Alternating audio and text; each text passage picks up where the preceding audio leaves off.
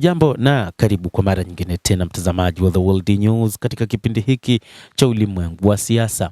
Mimi ni Adam Hussein. Vita vya kiuchumi vya rais wa Marekani Donald Trump dhidi ya Iran vinaiathiri Marekani yenyewe. Hii ni ripoti yetu ya leo. Moja kati ya mambo ambayo tumekuwa tukiyatafuta kwa mapana ni je, vita hivi vya kiuchumi vilivyowekwa na rais wa Marekani Donald Trump vitaweza kuiathiri vipi Marekani yenyewe, hasa katika nyakati hizi ambazo rais wa Marekani Donald Trump anatafuta namna yoyote ya ushindi dhidi ya Jamhuri ya Kiislamu ya Iran. Mohamed Bagher Ghalibaf, spika wa bunge la Iran, amefananisha mpango mpya wa Marekani wa kutoa mashinikizo ya kiuchumi dhidi ya Iran na boomerang, ambacho ni kifaa cha kurushwa ambacho humrudia aliyekirusha, kwa maana kuwa kitawadhuru tu waasisi wake wenyewe.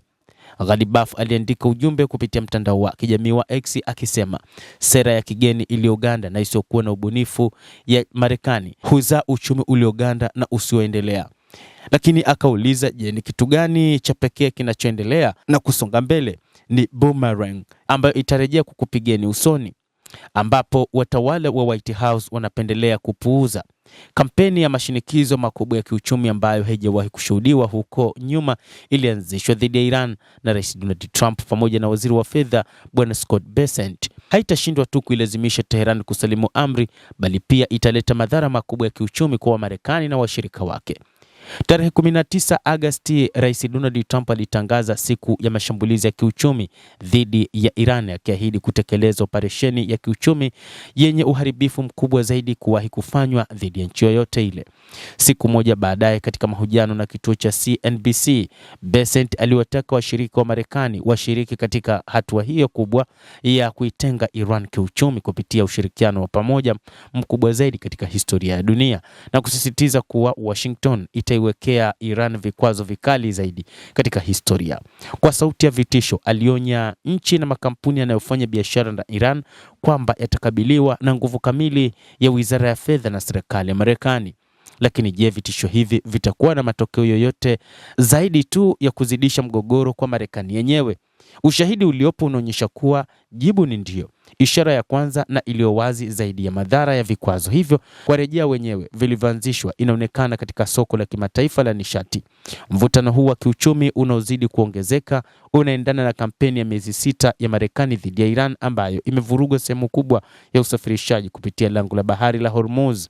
Kwa kawaida, lango hilo huwezesha usafirishaji wa takribani 1/5 ya mafuta duniani, na kupungua kwa idadi ya meli za mafuta zinazopita katika njia hiyo ya maji kumesababisha msukosuko mkubwa katika masoko ya nishati. Kufuatia kutangazwa vita vipya vya kiuchumi dhidi ya Iran, bei ya mafuta ghafi ya Brent ilivuka $93 kwa pipa, huku baadhi ya wachambuzi wakionyesha uwezekano wa bei hiyo kupanda hadi $100. Kupanda huko kwa bei kuna athiri moja kwa moja mifuko ya watumiaji wa bidhaa nchini Marekani, ambapo bei ya petroli nchini inavuka kiwango cha $4 kwa galoni, ikiongezeka kwa takribani 29% katika kipindi cha mwaka mmoja uliopita. Wakati huo huo, rais wa Marekani Donald Trump anakabiliwa na mashinikizo makubwa kuelekea uchaguzi wa katikati ya muhula wa 2026 kutokana na gharama ambazo vita hivyo vimewabebesha watumiaji. Kwa mujibu wa utafiti uliofanywa na Reuters pamoja na Ipsos, kiwango cha kukubalika kwake kimeshuka hadi 33%, kiwango cha chini zaidi katika kipindi chake cha urais. Ushahidi wa pili wa athari ya boomerang au kurejea madhara ya vikwazo kwa aliyevianzisha ni kutokuwa na tija ya kihistoria kwa vikwazo vya Marekani dhidi ya Iran. Akijibu vitisho vipya vya Trump na kuangazia rekodi ya sera zilizofeli za Washington za kutumia mashinikizo, Abbas Araghchi, waziri wa mambo ya kigeni wa Iran, amesema miaka 14 iliyopita vikwazo vikali kwa kutokea vilifeli.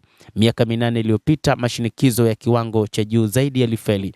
Miezi 5 iliyopita kujisalimisha bila masharti kulifeli, na leo operesheni kubwa zaidi ya kiuchumi kuwahi kutokea, hatima yake pia bila shaka itakuwa ni kufeli. Simulizi hii ya kihistoria ambayo Iran imegundua kuwa mapambano dhidi ya mashinikizo katika kipindi cha miongo 4 ya vikwazo si chaguo, bali ndio njia pekee ya kusalia hai, inaashiria kuwa vitisho hivi vipya vitaishia katika matokeo yale yale yasiyoepukika ya kufeli na kufedheheka. Wachambuzi katika taasisi ya Chatham ya Chatham House pia wanaamini kuwa Trump kwa mara nyingine tena amedharau azma ya irada ya uongozi wa Iran, unaochukulia mapambano badala ya kusalimu amri kuwa njia pekee na ya uhakika ya kubakia hai. Ishara ya tatu ya Marekani kujidhuru yenyewe ni hali ya nchi hiyo kuzidi kutengwa kimataifa. Washington imetoa wito kwa washirika wake ikiwemo China kushirikiana nayo, lakini Beijing imekataa waziwazi ombi hilo. China ambayo hununua zaidi ya 80% ya mauzo ya mafuta nchini Iran imesema kuwa vikwazo na mashinikizo havitatui matatizo yaliyopo na imezihimiza pande husika kutatua mgogoro huo kupitia diplomasia. Msimamo huu unaonyesha kuwa kauli ya Marekani ya ama uko upande wetu au dhidi yetu haijapata uungwaji mkono mkubwa kivitendo, hasa kwa mataifa makubwa yenye uchumi mkubwa duniani ikiwa ni pamoja na China na hata Urusi pia.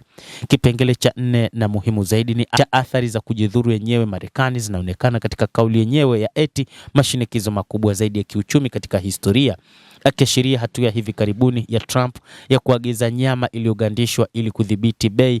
Kalibaf anauliza swali muhimu: je, mna mpango gani kuhusu hati fungani? Je, mna mpango gani wa kuagiza mavuno yaliyogandishwa? Je, mtaagiza wanunuzi waliogandishwa kwa ajili ya soko la makazi na nyumba? Maswali haya yanaibua wazi utata wa kimsingi uliopo katika mkakati wa Marekani, ingawa White House inasisitiza kuzidisha vita vya kiuchumi dhidi ya Iran.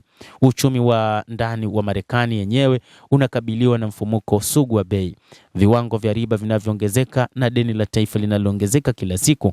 Kuongezeka mvutano katika Asia Magharibi na pia kunaongeza gharama za nishati, mfumuko wa bei ya mafuta nchini Marekani na kuzidisha changamoto za sera ya Wizara ya Fedha ya shirikisho hilo la Marekani. Kwa maneno mengine, kila hatua ambayo inachukuliwa ili kutoa mashinikizo ya kiuchumi dhidi ya Iran inazidisha tu matatizo ya kiuchumi ya nchini Marekani. Mtazamaji wa The World News, hayo ndio tuliokuwa nayo. Ni ripoti yetu ambayo imekuwa ikiangazia namna Marekani ilivyojichimbia kaburi lake lenyewe hususan baada ya kuweka vikwazo dhidi ya Jamhuri ya Kiislamu ya Iran. Naitwa Adam Hussein, endelea kuwa nasi wakati wote, endelea kutufuatilia bila kusahau kulike, comment, kadhalika kusubscribe kupitia channel yetu hii.